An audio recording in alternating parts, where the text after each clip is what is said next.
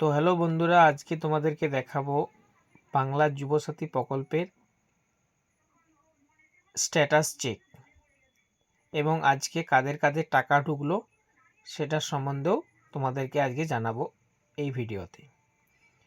তো অনলাইনে তোমাদের ফর্ম সঠিকভাবে জমা পড়েছে কিনা সেটা জানার জন্য তোমরা প্রথমে গুগলে সার্চ করবে apswb.gov.in।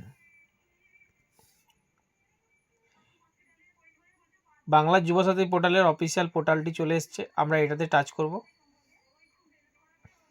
এবং এই পোর্টালটি আপডেট করা হয়েছে। আগে একটা অন্যরকম ছিল, এখন অন্যরকম হয়েছে। তো application submission, application status, public notice, department reports. তো আমরা অ্যাপ্লিকেশন স্ট্যাটাসে চেক করব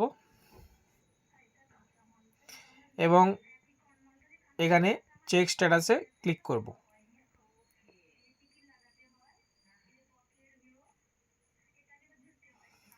তোমরা দেখতেই পাচ্ছ যুবসাথী যে প্রকল্প জমা যে পড়েছে, এখানে লেখা আছে update status will be made available সুন।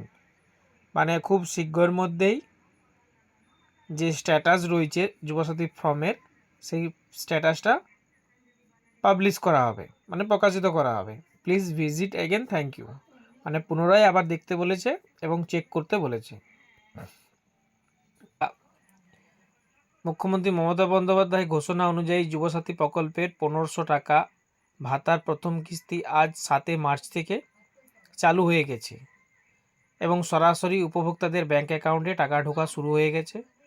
ঠিক আছে, যেটা 1 এপ্রিল দেওয়ার কথা ছিল সেটা আজ 7 মার্চ থেকে, শনিবার থেকে মমতা বন্দ্যোপাধ্যায় মাননীয় মুখ্যমন্ত্রী তিনি ঘোষণা করেছেন। অনেকেরই টাকা ঢুকেছে এবং অনেকেরই টাকা ঢুকে যাবে।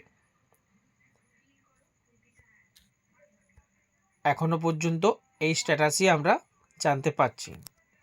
পরবর্তী আরও বিভিন্ন স্ট্যাটাস জানার জন্য আমাদের চ্যানেলটিকে সাবস্ক্রাইব এবং লাইক করে রাখো।